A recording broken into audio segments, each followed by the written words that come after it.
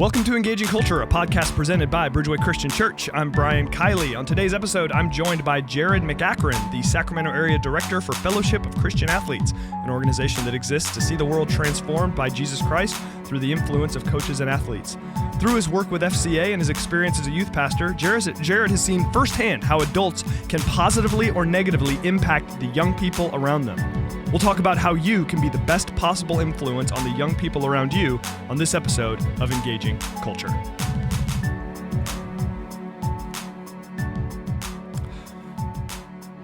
Hi, everybody. Welcome to Season 3, Episode 6 of the Engaging Culture podcast. Brian Kiley with you.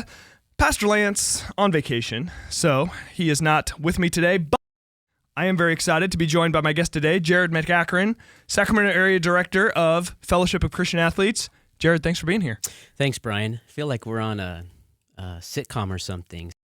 Episode 6. Season 3, Episode 6. Or like a Star Trek, That's right. Movie series, something like that. We're not like quite as cool as like Friends or something, where like every episode has the one with the this or whatever. Do you ever watch Alf? But no. Oh, it's an alien Muppet. You should Google it. Oh, yeah. I've heard of it. Don't get me wrong. I remember the commercials, Channel 58, when I was a kid. I'm with you, man. Okay. Oh, yeah. I am familiar. It's just been a while. You can go on Netflix and find some seasons of Alf. It'll do good for you. Oh, well, all right. I think I got what we needed. Great episode. Thanks for... No, I'm just kidding. So Jarrod, you are, as we just mentioned, Sacramento Area Director for Fellowship of Christian Athletes. Tell us a little bit about FCA and the work you do with them. Yeah, so I started with FCA a couple years ago. FCA in the region has not had a lot of traction. The ministry itself is about 55 years old, and it started in Oklahoma. It's big in the Midwest, Texas, Florida. California was known as the black hole of FCA. Southern California got its start about 20 years ago, but Northern California, it just could not get traction, could not get anything going in the Sacramento region. A couple staff members have came and went. And now, about 5 years ago, we had a young man by the name of Otis Amy for sports fans, Sac State, alumni, actually played for the 49ers for a couple of years too. I feel like I know that name. Yes. So Otis Amy was approached by FCA, and just so happened the night before he had written out several things that he wanted to do with his life. He was in a sales job, just feeling unfulfilled, and FCA allowed all 7 of those things to be fulfilled. And so he hit the ground running. His first goal was to get on 8 campuses. He got on 16 his first year. Wow. They started to take notice and said, okay, let's get some more people around him. He built an advisory board, and then I was his second hire. And so I joined the team about 2 years ago as the Elk Grove Area Director, and same thing, get on 8 campuses. We got on 12. I didn't hit his record, but we began to grow, built a leadership team there, and now we are on over 29 different campuses. Wow. And seeing God doing incredible things. Yeah. 29 campuses all here in the Sacramento in the greater area. Sacramento region. So that's from Auburn, as far north as Auburn, as far south as Stockton right now, and then west, Vacaville, and then east, Placerville. Wow. So how much traveling around to these different places are you doing yourself? So That's a lot of campuses. It used to be Elk Grove to Stockton. That's not too far. That's about a 30-mile, little commute. Now I am adding a lot of miles to my Kia. And I'll tell you something. I enjoy being in the car, so it's not too terrible. Yeah. Now, what drew you to FCA? Because you were a youth pastor before this. Yes. And church planner and did all sorts of other stuff. 4 years as youth pastor for junior high students. Took about a year and a half break. Helped my brother-in-law start a church in L.A. called Fearless L.A. You can follow them on Instagram. If you're ever in the L.A. area, they meet at the Exchange nightclub, voted #1 nightclub in all of the United States. Oh, how and about they meet there. And then we came back and did high school, young adults, junior high ministry, oversaw all departments at a church in Elk Grove called Harvest. And while I was there, I started to feel a shift. Something was going on. Something wasn't sitting right. It wasn't indigestion. It wasn't bad pizza. It actually was the Holy Spirit moving in my life, saying there's another assignment coming. Yeah. Wow. And as I processed different opportunities inside the local church, FCA stood out to me as, I felt, a real catalyst at reaching the next generation. While I was in youth ministry world and doing that, I saw the lack of attendance, the lack of attention the students were having, and the introduction of social media had really caused a severe amount of distraction to them and their attention span. And it seemed like I had to become more engaging, more exciting. And while I accepted that challenge, I really thought there was a missing element. I couldn't quite put my finger on it. And when I heard about the ministry of FCA and I met Otis, he reached out to me, we had a coffee, my heart came alive to see all of the young people that were reaching on high school and junior high campuses. And when I went and saw it for the first time, it was like I was sold. Yeah. I saw students coming into a classroom, sometimes a school's theater at lunchtime or a gymnasium, depending on how big the leadership team is and how great their organization is. And we saw, hundreds of kids coming to Christ that first year and working with local churches to help get them plugged in. And I was like, this is what I want to do. Yeah. And so it's been a wonderful journey. So the first year we saw over 1,000 students make decisions to follow Christ, which is more than my 10 years of ministry combined. Wow. In 1 year. And I was just like in tears, couldn't believe what God had done in such a short amount of time. And then our second year, as we expanded more and I took over the greater Sacramento region, we saw over 3,024 students make decisions to follow Christ. And so it's remarkable, it's exciting, it's everything that I don't even feel like I work anymore. You know, when you do what you love, you don't feel like you work. So I'm living the dream right now. Yeah, wow, that's incredible. Well, and it seems like with students being busy is nothing new, but it seems like it is ramped up a bit in recent years, and how much of that is perception and how much is reality, I'm not really sure. But regardless, it is at the very least perception, if not reality. And it seems like a ministry like FCA, that a lot of the benefit of it is it's less you're competing with a lot of these other extracurriculars and things like that, and more you're able to go to students where they are and minister to them in their environment. Is that accurate? That's totally accurate. I think when I was in youth ministry world, the big disconnect was, the students and the athletes in my youth group, they really they lived differently on campus in front of the rest of their peers. And they had almost this duplistic thing going on. And kids would come up like, hey, Pastor Jarrod, you don't know how they really are at school. And, and so what FCA does is it gives them an opportunity to really be excited about their faith, because we're reaching all the most influential people on campus, coaches and athletes. And when the star quarterback gets saved, everybody gets saved. And so it actually gives them a place where they can invite kids that normally would not step foot in a local church. Right. And for whatever those reasons are, and especially athletes, they have so many things going on. Yep. This gives them an opportunity to say, hey, this is geared towards athletes, even though we invite everybody in, and we have even non-athletes on our leadership teams. But they come in, whether it's because we have a former 49er or a Sacramento Kings player coming to speak, or their tummy's growling and they want free Chick-fil-A, or, Jesus used fish and bread. We Filet and Little Caesars, okay? Hey, you know what? It works. The job done. It does. Yeah. And you know what we do see, though, is because it doesn't compete, it actually complements what they're already doing. I used to preach against sports, okay? I was a youth pastor going, your kids, you want your kids to be saved, but now you care more about them, winning the Little League championship than you do about their soul and all that stuff. But now I'm like, I've got a ton of kids of my own, 5 actually, and now I understand the importance of kids in sports, but then also the opportunity it presents as well for them to share that influence with their teammates. No, absolutely, that's great. So what we're talking about today is we're going to talk more broadly about how can adults positively influence the young people that they have in their lives, and the things we're going to talk about are broadly applicable. So somebody who's listening to this and they're like, okay, I'm not a sports person. Yep. Dang it, Brian, didn't you just do a sports episode a month ago? Don't turn off. Yeah. Don't click. Yeah. I think that we're going to use sports and coaching as sort of a kind of a base level place to start in terms of that's one kind of adult student relationship. But what we're talking about is broadly applicable, whether we're talking about other extracurricular activities, whether we're talking about field trip chaperones or camp chaperones or even just kids in the neighborhood or everything else.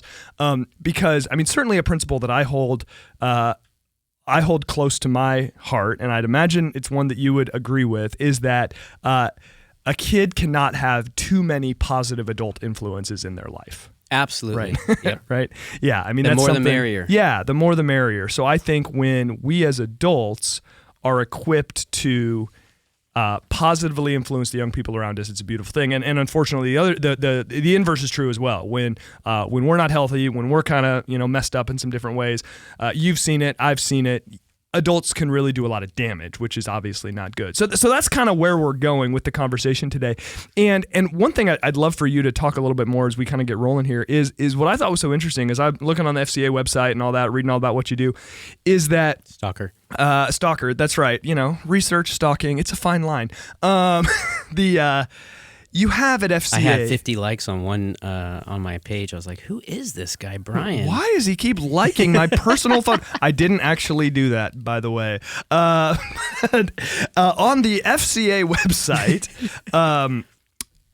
it lists the 4 C's. So you have coaches, campus, camp, and community. And initially, that was intriguing to me that you list coaches as your first sort of place that you want to influence and minister, which in all my years of just living, in my experience with FCA, I've thought of it as a ministry to student athletes, which it largely is, if I'm not mistaken. Yeah, it is. But it was interesting to me that you list your very first place that you want to minister is to coaches, which I think is fantastic. Talk about that a little bit, and why is that such a core part of FCA's philosophy? Billy Graham has a quote that says, "A coach will influence more young people in a year than the average person in a lifetime." Because coaches, whether good or bad, have a tremendous amount of influence on students. They have this teaching, this mentorship, there's life skills. People remember their coaches and what they said, whether it was positive or whether it was negative. I can remember my coaches. I can remember their affirmation. I can remember their challenge. I can remember when they cussed, when I had a Christian coach that swear. I was like, "What? Is that even legal?" It gets cemented in the framework of our mind, and so we understand the importance that coaches have. As you mentioned, you've coached quite a bit. Yeah. I've coached teams as well with my kids, and we understand that is not just, hey, someone needs to fill a role, but you're actually helping. These very impressionable young people, whether they're elementary age or they're in high school and the college level. And there's a reason, too, why coaches are paid so much money, even at the highest level. They understand, too, like they create culture, they set expectations. And so we really, as FCA, is moving forward in this area. While we've got a lot of we've done an incredible job with the student athletes, we have a big push right now. We actually hired somebody to actually help develop a coaches ministry, which the coaches ministry is going to look like monthly breakfasts for local coaches in the area that they can come, hear a former coach come speak or a current coach about topics that can help them navigating, and even doing a coaches retreat that'll be for coaches and their spouses to go away, to get refreshed, because usually it's the spouse of a coach that really, unfortunately suffers a little bit. Because especially at these higher levels where coaching is so demanding these days. Very demanding, and it's very cutthroat. I mean, you live or die by the win category. So, Yeah, absolutely. I'm listening to a book right now on, it's called This Is Your Brain on Sports, which is just a nerdy sports good time. And it was talking about how this coach, Jeff Van Gundy, who coached for a long time in the NBA, was sharing with another coach how you're in the last moment of the game, down by 1, you draw up the play, everything's executed perfectly, the ball's in the air, buzzer sounds, and as that ball's in the air, you're thinking, good coach or terrible coach? Good coach or terrible coach? And it all matters. Like, if the ball goes in, you're a genius. One play, if he misses the shot, you are a dirtbag. So, but it is a uniquely cutthroat world. That is certainly true. And I would imagine that for both coaches and their spouses, just having a place of whether it's literal physical retreat or just the retreat of a breakfast or a place to be cared for and supported. Yeah. I mean, it's got to make a huge difference. It's even a coach's Bible study, having on campus where coaches could come and just be encouraged and realize that their identity is not tied to whether they're a winning coach or a losing coach, but their identity is in Christ. And so it's an outreach opportunity as well to bring in coaches that aren't of faith, but then also to do that is, to really minister to those ones that are of faith, and then give them the opportunity to use their influence. So we teach coaches a lot about how they are the most influential person, sometimes more than a youth pastor, sometimes more than parents for a certain season of life, is because they're with those kids, depending on which sport they play, sometimes 3-4 days a week, and then plus games, and if they're a traveling team, and saying, look, you have such a positive role in the formation of this young child or this teens or whoever's character. Use that and realize that that's who you are. And so we take coaches through a training called 3-Dimensional Coaching. It starts with surface level stuff of how do you get your team to, how do you get team cohesion? How do you get teams to work together? And then we move it into how do you get teams to actually love and fight for each other and build this camaraderie that they become a family. But then the last piece of the pyramid is we actually get coaches to start thinking about legacy. What are you going to be known for? What is it that when you move on from coaching, what is it that these kids are going to say about you? Is it not just, well, we were a great team, but no, that coach instilled something into me that I'll remember the rest of my life. He told me how to be a man. He told me how to treat how to respect myself. I'm a young lady, and all the different things that come along with that. Well, and once again, I think it's seeing those opportunities, regardless of what your role is, whether it's coach, friend, whatever, seeing those opportunities and recognizing, okay, I have the opportunity to be memorable in the life of a young person.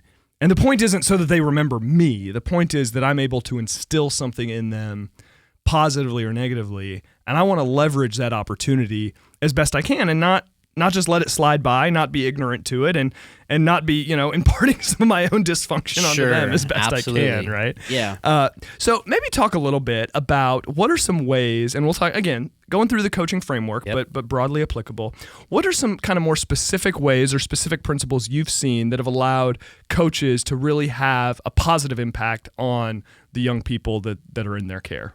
Yeah, it's a great question. I think some of the things that we've just encouraged coaches to do is, understand that affirmation goes a long way. Sometimes it's and that can go across the board, is realizing that there is so much fear, there's so much bullying going around, there's so much things that are pulling against people and causing them to live in this almost just, I'm afraid, I don't want to open up. And so we tell coaches a lot, saying, encouraging them with just being affirming to their players. And then also, too, checking in with them, saying, hey, like pulling them aside, and doing things off practice, inviting them into their home or doing a pizza party and just saying, and getting alone with those kids one-on-one and just saying, hey, how's everything going? Sometimes a simple check-in it can reap a lot of dividends with people. Yeah. I mean, and it's going beyond X's and O's. Yes. It's going beyond reciting the lines. It's going beyond going over the music. It's taking that time to really see each person for who they are. Yeah. Right? I mean, a great friend of mine, and it's a famous quote, said, love is spelled Time. Yep. And sometimes it's just the small things that you can do, whether you're a parent, you're a single parent, whether you're a young adult looking to make an impact in this world. It's just taking somebody's side, or you're even a grandparent and your grandkids don't want to have anything to do with you or whatever. If you're a grandparent, just take your kids out to ice cream. They'll listen to anything you have to say. Just put some sugar in their mouth, okay? And they'll be good. They'll be good. Yeah, absolutely. Yeah. One thing that I always like to keep in mind in my own interaction with young people is being a UCLA guy, I of course revere and admire John Wooden, former UCLA basketball coach. And there was one time when John Wooden got accused of having a double standard for treating star players one way and everyone else the other way. And I loved his response. I pulled up the quote just right here. He said, "I've got 12 standards, one for every member of my team." And it's like, I don't just have a double standard. Everyone is held to a different standard. I like that. And that even as last night we had our first practice of the year for my little 7-year-old or 8-year-old rec soccer team, and a lot of these kids have been with me before and this and that. And that's really a principle I've tried to keep with me as a coach, is to recognize each kid needs a little something different from me. Absolutely. Right? This kid needs me to push him a little bit harder, right? When he starts to kind of go sideways, he needs to be told to, hey, let's snap back with it and let's get going. Another kid, he's going to need okay, I'm going to get down on one knee and we're going to talk and everything else. And I think that as adults, with the kids that we spend a lot of time with, to really try, and I don't get this right every time, I don't mean to imply that because I don't, but to really try to take the time to look a kid in the eye, to understand what they need from you, to recognize that motivation is going to be different, to recognize that emotional maturity is going to be different, to recognize what works in terms of being positive with one kid is not going to work with another. What is helpful correction for one kid is going to totally destroy You're stepping into right? a parental role, essentially, as a coach. And just in the same way that I have 5 children, as I mentioned before, all of my children respond different to discipline. A lot of my kids, some I can just say one word and it's over. Sometimes it's timeout. Sometimes it's everything I've got, including, the spoon, taking toys away. I mean, it's like a conundrum. I'm like, what do I do with you? Yeah. And so understanding those, personality differences, so it can't be a one-size-fits-all cookie-cutter mentality. Right. And I think, too, that a lot of times as, it's just leadership in general, is that we have to see where people are at, like you mentioned, the emotional maturity level, what they can handle and how they respond. It's like a beta test when you first step into a coaching role and figuring out who you got, how they respond, their skill level, and then looking for leaders. As a coach, I always said, I keep asking, who are the leaders on the team? I don't pick them. I want them to volunteer. Like, I'll be a leader, because those are the ones. And then when I, get a couple leaders, I pull them aside and say, look, this is more than just about winning. We're gonna want to win, but we're also gonna, when we're having a tough game, you two are gonna be the ones on the field encouraging your teammates. Come on, that's okay. We'll get it next time. Yep. We need to keep the morale high, because win or lose, we want to remember, like, this is like, we're gonna be friends still. We're gonna have relationships that go on, but you two are gonna lead the charge and help influence and shape the culture of this team. Yeah. And so, at a young age, we're always looking for leaders. Like, we love just training leaders. FCA does that. We're all about modeling leadership and then trying our best to hand things off and giving them some sort of way of growing in that ability as well. Well, and that to me is really the benefit of virtually any extracurricular activity that a young person might engage in. As we know, the athletes are not going to become professionals. The singers are probably not going to Broadway. Sorry, parents. This and that. Like, it's not like, this is probably not going to be a net positive in terms of monetary, remuneration. That's why I have my son in golf. Okay, there's a lot of college scholarship money. I'll get my daughters. Yeah, actually, golf for women. That's the number one thing of college scholarship money that's left on the table that's funny. For women's sports is golf. So everybody's going to golf in my there family. You go. That's good. All right. When you got that many kids, you just got whatever you can do. I'm a pastor. Okay.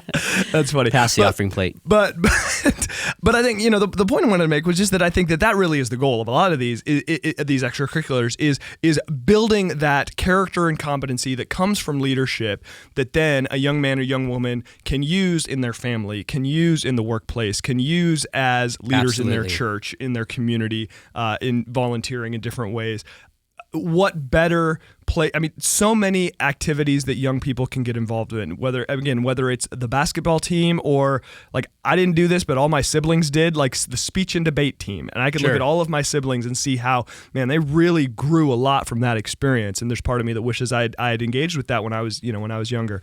But I think that's really where, for those of us who have some influence over kids and students, to recognize these types of environments, I mean, this is essentially their workplace, right? Absolutely. And it's not just about wins and losses and accomplishing a task. We are really training and molding young people for future success or failure, future abilities to invest in others, and that's a really sacred calling and task we've been given. Yeah, and I would even say too that part of what maybe is a roadblock for some adults is they didn't have that modeled for them growing up. Yeah. And they don't know how to invest because their upbringing was a lot of, maybe it was abuse, maybe it was discouragement, maybe it was neglect, maybe it was abandonment. And so, if you're not brought up in a healthy culture and you don't get a vision for where you want to go, you actually revert back to default of what you experience. And so I think a lot of times, when I get alongside, if I assistant coach or coach and I'm working with somebody, I'll share some things, and they're like, well, how did you know that? And then they kind of start listening a little bit more because it's new information for them. Yeah. So I always encourage people, get around somebody, whether it's faith world. Yeah. We had a situation happen with a young lady in our youth group where she took a challenge we did after a camp. And I thought, as a youth pastor, we go to these camps and these kids get, really spiritually charged. Sure. They go home and then a week later it's back to normal. But I had this idea. I thought if I can give them a challenge to really grow in their faith at home, not just when they're at church, perhaps we could see a shift. Mm-hmm. And so this young lady took this challenge. At first it was like half the youth group was doing it. They were waking up an hour before before their alarms would go off. They were listening to Christian music and worship and then reading their Bibles and praying, and then they would text me after they were done what kind of they felt God was saying to them for that day in the scripture reading. And so they did it. First day I had like 40 text messages. Second day I had 10. The third day it was 1. Fourth day it was 1. And this one young lady kept doing this. Well, it's because of her leadership and influence. Her mom met with me at the church, and anytime parents meet with a youth pastor at church, it's never to tell you you're doing a great job. Exactly. It's not like, hey, we're thrilled, just wanted you to know. Yes, anytime everything's healthy in our house. Anytime a parent pulls a coach aside, I need to talk to you. It's never like, you're the best thing that's ever happened. Oh, good. Glad it's not just me. I was preparing for my lashing. I was getting ready. I was like, all right, I'm going to take it like a man. And this mother, begins to tell me, you gave our kid a challenge? And I said, oh gosh, yes ma'am, I did. She goes, this 10-day challenge thing where they wake up early and they listen to worship and then they pray and read their Bibles. And I'm like, yes, I did. I'm so sorry. What happened? She goes, well, I want to let you know that she is doing it faithfully every morning. She gets up at 5 a.m. and I can hear her praying. She's crying out to God for our unsaved family members and praying. And she goes, it's not just her, but it's her two younger siblings as well. And she was in 6th grade at the time. Wow. And she goes, now they're both getting up with her and doing this. And I said, oh, okay. She goes, and the mom goes, and it's made me and my husband really uncomfortable because now my kids are seeking God more than we are. And she said, do you have any more of those challenge packets? And I'm like, yes, ma'am. Here you go. I'll give you all the CD, all the material you need. That's cool. And that was such a defining moment that, that young lady now is in college. That's how long ago it was. But it changed the course and the directory of their family. Yeah. To, and that's what I say, like, whether you've had that experience or not, if you get around people that have, whether it's, it's a leadership gift, whether it's a coaching gift, whether it's a parenting gift, get around people that are doing it at a high level and just begin to ask questions. Ask them to mentor you. Ask them to coach you. And in the spiritual side of things, I tell parents and adults the same thing, like create an environment for your kids to really flourish. Yeah. If it's, you want them to grow in their ability to do sports, put them in certain camps or clinics and different things like that, but also the spiritual formation of your child. Get them around, people that their hearts are just on fire for God. Yeah. We took our kids to a conference this summer. We've made a lot of sacrifices to get them around people that are really sold out for the Lord, that are doing things for God and getting them involved in service projects. We're planning a missions trip next year to take them on. We want them to be around and see the work of Christ that's out of their comfort zone, that forces them and to see the world through a different lens. And so whatever you can do, when I was young, at probably 7, 8 years old, I woke up at 5 o'clock in the morning and I heard a noise in the living room. And this noise, caught my attention, and it was actually my father. And he was on his knees praying, and I'm crying out to God. The economy was bad. He was in construction. We were living in a trailer park. But I had no idea that that's what my father did every single day of his life. And at a young age, something was imprinted into my mind about, like, this is what fathers do for their kids, is that they seek God, and then they create an environment, that they would understand. Like, at a young age, realized, like, wow, this is what dads do. I saw that. But if that wasn't your story, I would say make it your story. Get up early. Be the man or the woman in your house that sets the temperature, that changes the environment. So your kids are growing up in an environment that is one of, as a pastor, and I preach quite a bit. I know I'm going long here, Brian, I'm sorry, but as a pastor and I preach a lot, so many times we made the pulpit the pinnacle of success in church world and in leadership, as in church leadership. As long as you get to that pulpit, you've really arrived. And what I saw was there was a huge disconnect from that pastor and his family. And I thought to myself, success is going to be what my kids see with me on a daily basis. Yep. And so that's really what I push people towards now, is like, I want my kids, they know when I go travel and speak at churches and share about FCA, or I'm speaking at a conference, they see their dad hungry for the Lord at home just as much as I am when I'm preaching at a pulpit. Yeah, that's huge. And you're right. Stories of that disconnect are sadly common. But when your children who see you behind the scenes, they know what we all know, and that is that your time, quote unquote, in the pulpit, on stage, whatever, is such a small percentage and such a small part of who you are.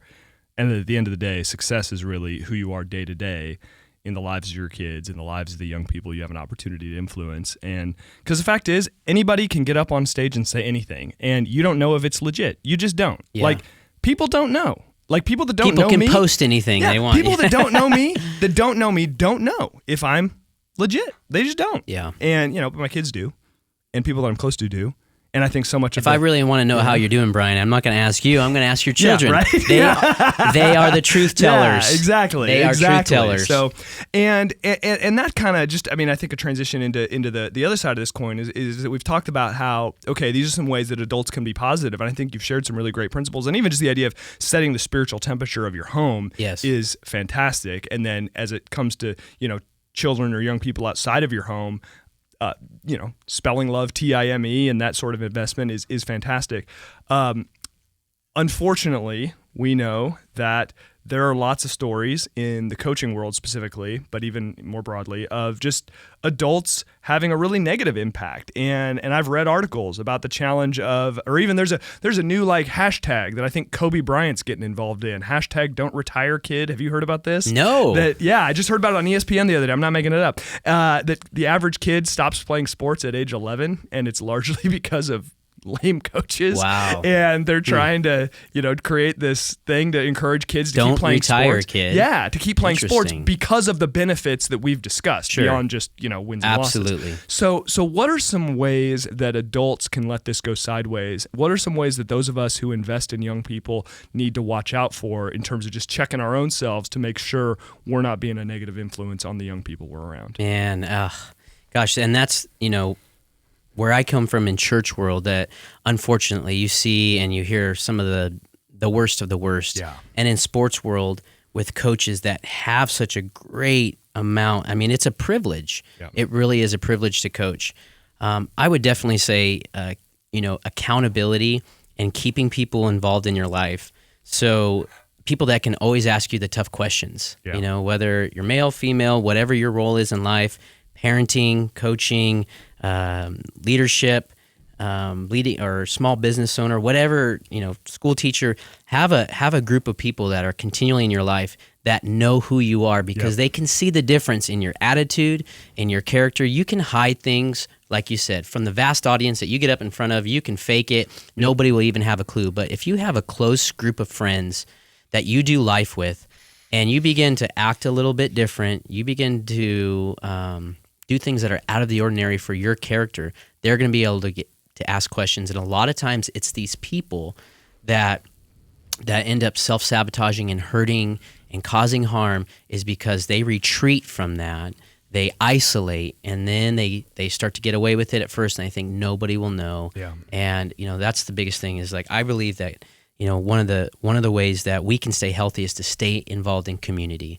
and stay involved in people. And I have a board, of about 8 people that can ask me questions. They get to see everything that I'm doing. And then I've got even a closer group of about 3 guys that I meet with on a regular basis. And that anytime I'm making a life decision, anything that's involves my family and involves anything, I go to them. And, sometimes I don't want to call them, Brian. Sure. Sometimes I don't even, I don't like it. It's against my nature. I'm a prideful person. Sure. I want to be able to handle it myself. And I don't need advice. I don't need their their input on what I'm doing.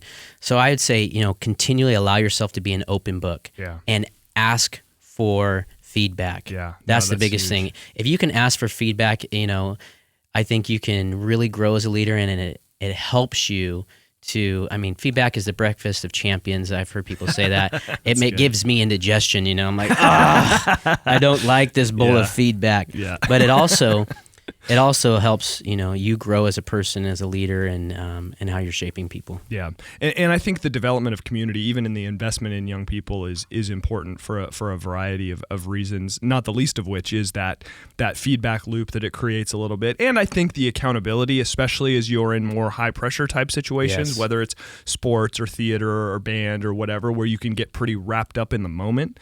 And even things as simple as, okay, amongst us, 3 coaches, hey, we're not arguing with referees today. It's just not going to happen. There you go. So if one of us starts to get a little sideways, then the other 2 can be like, hey, we're not doing that today. Exactly. But then in terms of the actual communication with the students, children themselves, whether we're talking about any of these aforementioned environments, whether we're talking about riding bikes in the streets, whatever else, what are some things we need to watch for in terms of just the way that we're interacting with kids and making sure we're keeping that positive? Yeah, I would say, primarily you're going to have, you have a conscience built into you. And, if you're a believer, you've got the Holy Spirit right there that is always guiding and directing you. When my father began to, he got saved in the Jesus People movement. He was a hippie, had a full ride college scholarship, playing golf, drops out, and that's the golf thing. Yep. And, but when he began to follow Christ, it's interesting. It went from, I'm moving away from bad behavior so much and bad, like I'm not doing drugs anymore, I'm not drinking anymore, I'm not doing these things that cause destruction. All of a sudden it started to move to attitude. I'll never forget the day I was working for my dad in construction. I was 19, fresh out of high school, and we had a little meeting, and he was inspecting the work that I had done. And he kind of, got on to me, and why did you have me come? This isn't even ready. You forgot this piece of backing here. You didn't even finish that, and he walks off. When he comes, he drives his truck back about 20 minutes later and goes, come here, I need to talk to you. I'm like, what? He goes, I need to apologize for the tone of my voice. God's been really working on me, and it stuck out to me so much because I was at a young age where I'm like, I'm just trying not to mess up and do these big, horrible sins. And here my dad's talking about the tone of his voice. Yeah. And I would say too, the tone of your voice and your attitude plays a big part in how you're going to be dealing with these kids. And when you start to have a poor attitude and you're ungrateful and you're unthankful, all of that is going to spill into your team, into your families, into your coworkers, into how you lead as a person. And so David prayed this prayer in Psalms 139, Lord, test me and try me, see if there's any wicked way or offense in me. I would say it always starts with your attitude. If you could have a positive attitude and realize, okay, at the end of the day, hey, okay, we're not going to yell at coaches. Hey, we're not going to do this, but hey, we're going to have a good time today. And remember, what you're doing this for. We're not going to, we're not getting paid to do this. Most of us are not getting paid to coach. Right. We are sacrificing time, energy, family time to go and instill in this. So realize, at the end of the day, you kind of take a step back and realize, hey, this is just coaching, soccer. Right. I got 4 kids in soccer this year. I'm like, holy wow, yes. Saturdays will be fun. The minivan be running around, burning rubber. So I think, just to watch your attitude, it always starts there. If you can always have a positive attitude and just be encouraging and affirming, it'll go a long way. But that is a red flag. And when you start having a bad attitude and you're getting onto kids and you're getting short and aggressive and realizing, man, I'm just... that's dangerous territory. That can lead to the bigger things. Yeah, no, absolutely. One thing that I just started doing this last year with my kids in soccer and then continued it into basketball is just trying to keep that perspective of fun and, hey, this is a wonderful gift. We get to do these things, is like a pregame huddle ritual that I have now is, okay, we got the team together, we got the lineup set, few last things, hey, we're going to work on X, Y, and Z, and then it's, hey, it's a beautiful day today and we get to play soccer. That's pretty awesome. Let's go out and have fun. Yes. You know, and it's like, hey, it's a beautiful, it's a crappy day outside. It's raining cats and dogs, but we're in here. I don't want to be here. But we're in here. No, but like we get to be in here playing basketball. Like, how cool is that? You know, if you don't win, you're running 30 laps. Try to keep that perspective of like, this is really a fun thing we get to do. And I'll tell you though, just one sort of weird struggle that I have, like, my nature is I'm just a loud person. I just am. Like, I'm very in control of my emotions, but I like to be loud and have a you good pray time for my son, because every time I talk, he doesn't hear me. I'm like, clean your ears out. Yeah, right. But it's like, even like I'll watch little videos that like my wife will take at, you know, sporting events, and I can like hear myself on the video. Oh, yeah. And I'm like, I remember that moment. I wasn't angry, but I kind of sound angry. And I'm like, man, Sure. I'm really loud in the way that, and it's like, okay, I just need to, and I think that's something that I just even need to work on, is that, like, I think I have the attitude part pretty well dialed in, but I think, I mean, in what your dad said is so powerful about even apologizing for his tone of voice. Sure. Is just, I think, being aware as an adult with not how am I feeling internally. I mean, that's huge as well, don't get me wrong, but not only, I should say, how am I feeling internally, but then how am I presenting to these young people, you know? And then even, you know, you go a step further beyond that. I think something I'm realizing I have to be careful of with my own children is that, so my personality, I tend to be very exuberant about things that are pretty much meaningless, like game-winning baskets by the Sacramento Kings. And I tend to be very stoic about things that are of great significance. Like, I don't tend to react severely to really significant things, good or bad. And I've had to, because I think part of my, I really value keeping sort of an emotional even keel in intense moments. So I've realized, whether it's with my kids on the field, because they will see, what am I reacting to? Wow, that's really good. Or even my kids at home, like, I've had to, like, and my kids are getting old enough now where I can have these talks with them, like, hey, you know, we scream and yell and have fun watching these games, but like, we're just having a good time. That's part of it. And the things that matter are, you know, God and our family and everything else. And I take those things serious. Anyway, so I think that's a challenge for us to, even then, especially when it comes to things like discipline, because that's a necessary part of of interacting with young people, and even keeping your discipline in a way that it's positive and constructive. Those are just all little things that I think all of us that work with kids need to pay attention to. And I see in myself tons of areas that I can grow. And I'm sure you would see that in yourself and in other coaches you've seen. Yeah. And my wife last year was coaching with my wife and her mom were coaching soccer for our 7-year-old. And we had a set of parents. My goodness, every game they wanted to coach for her, you know. And speaking of tone, my wife's voice has no bass, nothing. And so go, you can do it, you know. And then here's crazy dad on the sidelines. Hey, let the kids score. You know, if they score too many goals, they forfeit. You know that. And so we're like, hey, we're not going to forfeit. We're going to teach the kids discipline. That while you're running up the score, you actually have to be disciplined enough not to forfeit the game. We paid money. We don't care if they forfeit. Oh my gosh. So that was a growing moment for me, because I wanted to step into the same attitude and tone that this gentleman had. Yeah. And my wife couldn't deal with it, so I walked over and just had a very gentle conversation with this man and his wife, and they both got very belligerent, very loud, and they had forgotten that these were 7-year-old kids playing soccer. Yeah. This, you know, they were not in the World Cup.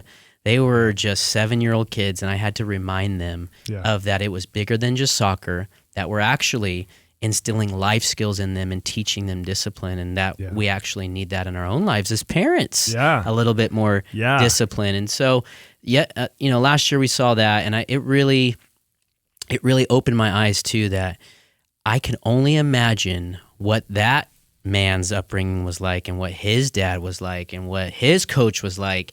And sometimes we revert back to default, like, well, this is how you coach. You yell and you scream, and this is what you do as a parent. If you don't have your way, you get it by being loud and overpowering everybody. So I think, too, is just if you are in that place of leadership like a coach, and you are that place or a teacher, and you engage people that are coming at you crazy, just learning, you know, that the Bible says the soft answer turns away wrath. I was just thinking about that. You know, and so we have to be the people too that, you know, because that that moment right there stuck out to both teams, both, my wife and, my mother-in-law, but the coach on the other side was so embarrassed that this was going on that he actually said, hey, I forfeit the game because I don't want these 7-year-old kids to have to listen to this screaming dad anymore.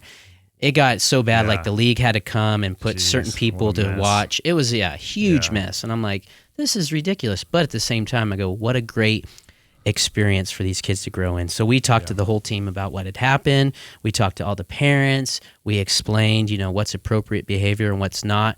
And again, this is all part of leadership. This is all what we get the privilege of doing and instilling.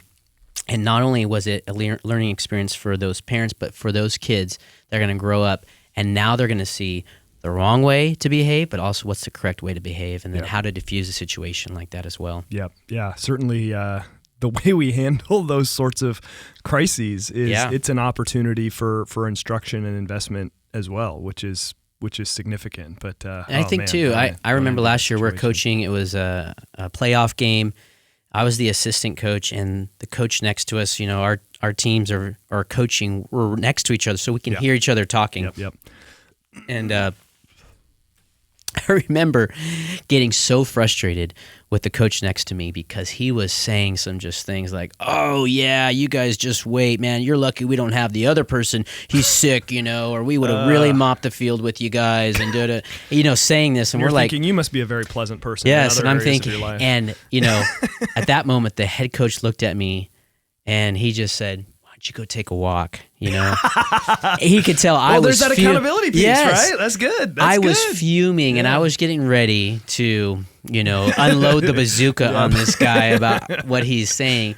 And then I had to go take a walk and eat some of my own medicine that I love to serve up myself. And so I think too that realizing that we all have that tendency inside of us and that there is a time just to take a little time out, go on a walk with Jesus. Please diffuse this and help me. No, that's good. That's, beneficial for coaches, parents, everything. Everything. Because those situations are going to arise, whether they're from some other adult being a jerk or just the frustration of children and whatever the case may be. So I heard a podcast recently, and the pastor was talking about how he lived with his senior pastor for a short season and watched the interaction of how him and his wife were, and then the discipline of their children. It was totally contrary to what he had experienced growing up. And him and his wife they were taking notes, learning as they're sleeping in this pastor's home while their house was, getting finished and worked on. And he said something that really stuck out, and it stuck out to me too. He says, I watched him never discipline his children when he was angry. He said he always said, go up to your room, dad will come up there, or mom will come up there, in a little while. And he says, I never disciplined my children when I was angry because I never wanted to punish them, out of anger. I wanted to discipline them when it was appropriate, but not with a tone that I was going to come out and really hurt them and hurt their feelings. Smart. And that's so, really wise.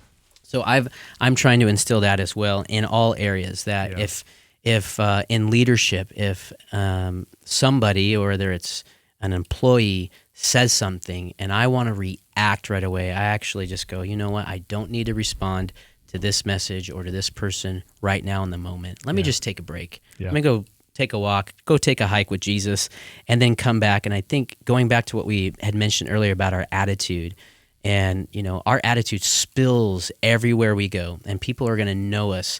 The Bible says that Jesus said, my disciples will be known by the love that they have for one another. Yep. And so that was the new command that Jesus gave us. And as Christ followers, that should be the greatest thing, whether you're a parent, coach, whatever that looks like, is that people would remember Brian and Jarrod and anybody else that is listening to this, that, man, they were a really loving person.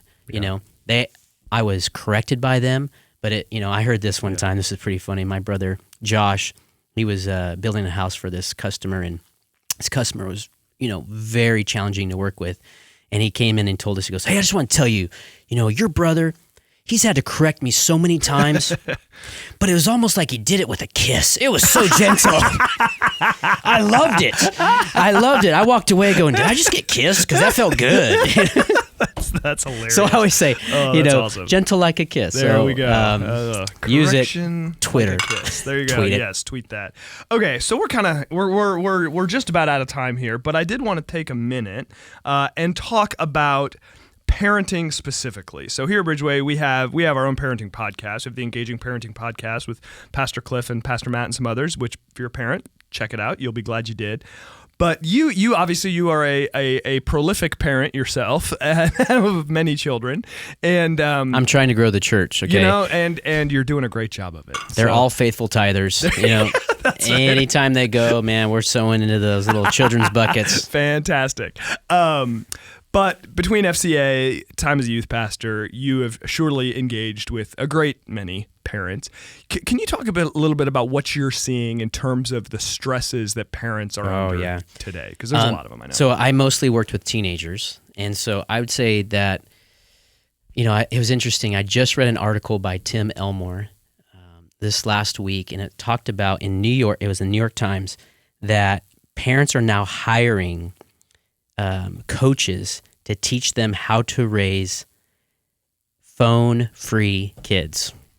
Wow. Because they are seeing the effects of and I'm not like anti-phone guy or anything like that, but it shared some really interesting scenarios that, if you were to do a contract with your kids saying, okay, here are the rules, and here are the limitations that you have on your phone. You violate these things, I take it from you because you can do this. Yeah. And then I would say, and some of those things was to get a pet, make sure there's mutual ownership of the pet, the kids can take care of it, do things outside. That's where sports comes in, keeping them outdoors, doing things like sports. They also, talked about activities that the whole family can do. So when me and my children go out to golf, we take the whole family. Yeah. We go to a little small course, we rent a couple carts, and we make a mess out there. Oh, it's wonderful. And they love seeing us come. This huge entourage of people, all the different, scenarios that they go, oh my gosh, what's going to happen? But I would say too, digital technology, while it does connect us, it also creates a lot of distraction, a lot of dysfunction. And I would encourage parents, it's okay to be different than Joe next door.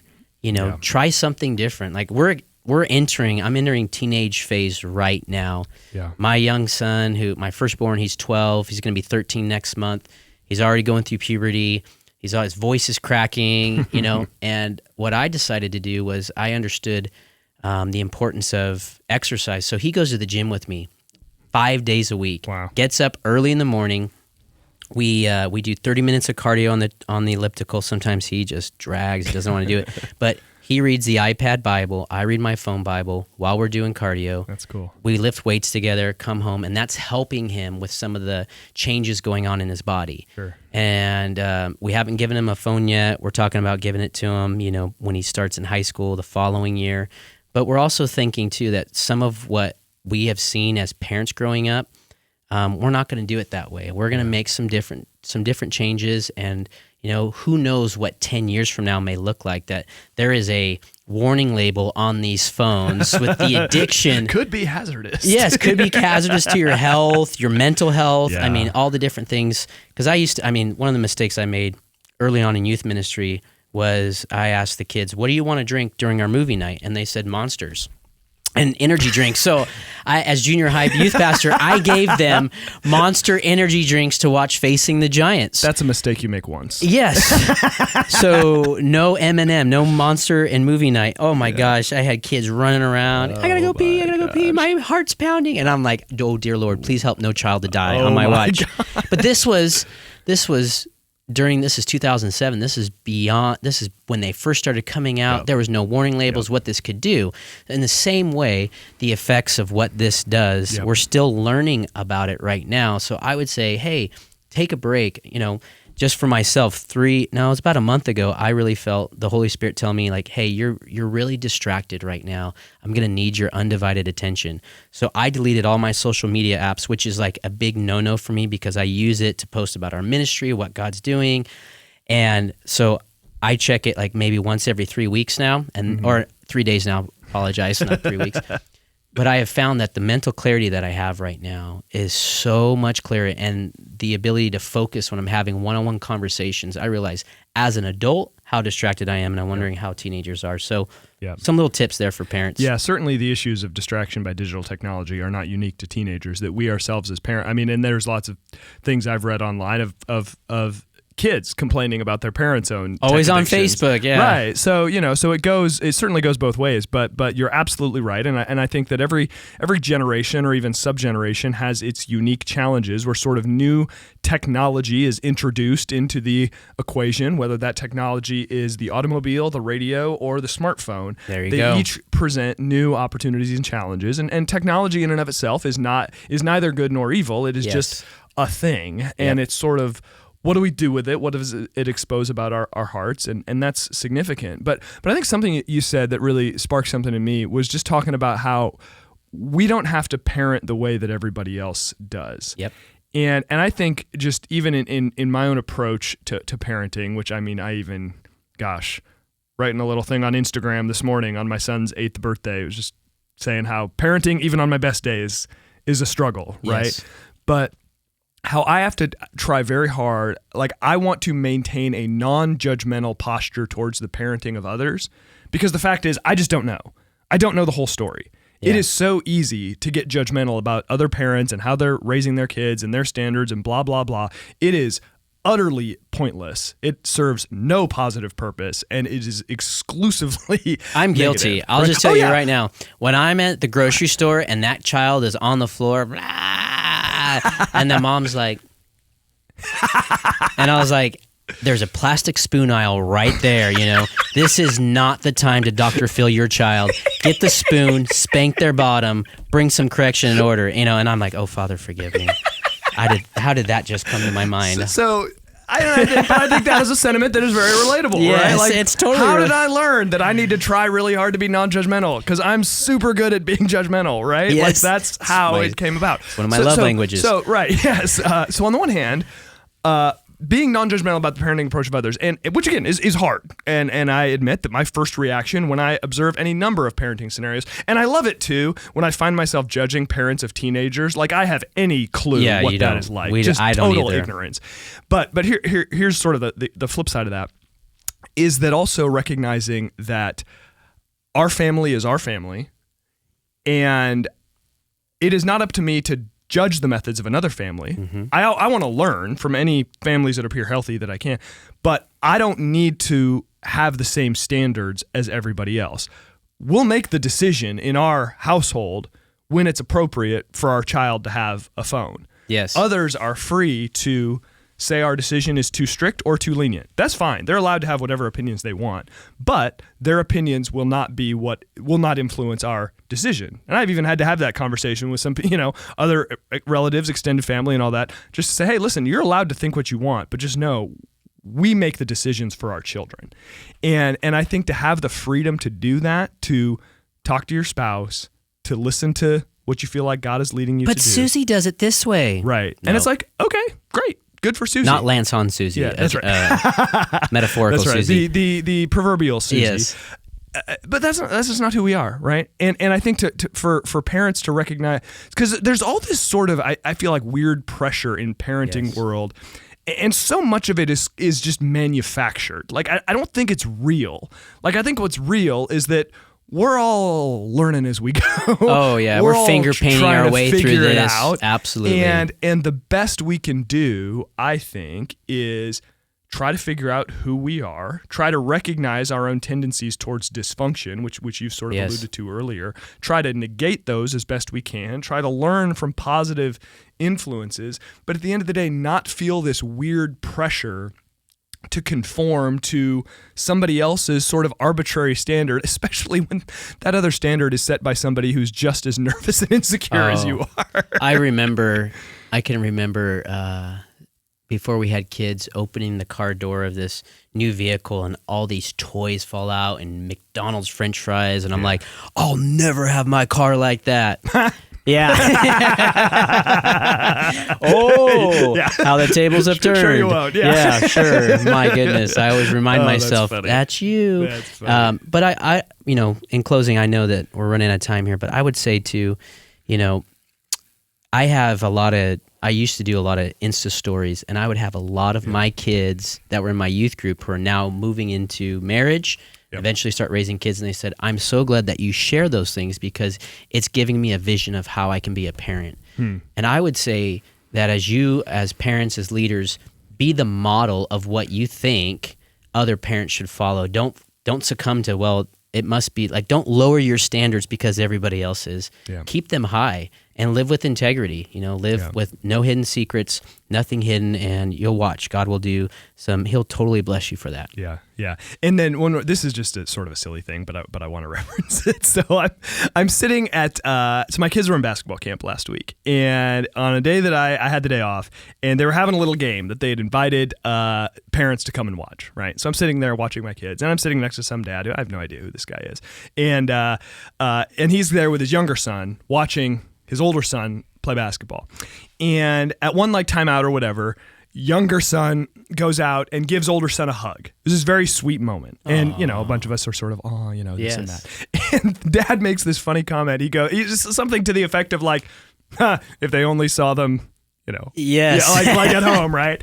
And, here I am, I got two boys, I get it, right? And I just sort of said kind of half jokingly to this dad, I'm like, hey, listen, well-behaved in public is the goal here, all right? Yeah. Well-behaved in private is probably unrealistic. We tell people all the time when we go out to a restaurant and we'll have, families look at us and, think we're crazy. Obviously, that many kids don't you understand birth control? We're like, yes, I'm trying to grow the church. Abraham had a lot of sons. So we, one of the things that we'll do is when they come up, we had this happen occasionally, is they'll say, wow, your kids are so well behaved, and we know the real story. Right, of course. So I'll make a joke, well, we put Benadryl in their drinks, make them drowsy. They act like... Yeah. Well, and I try to I really don't do that. I do not need any... How dare you drug your children?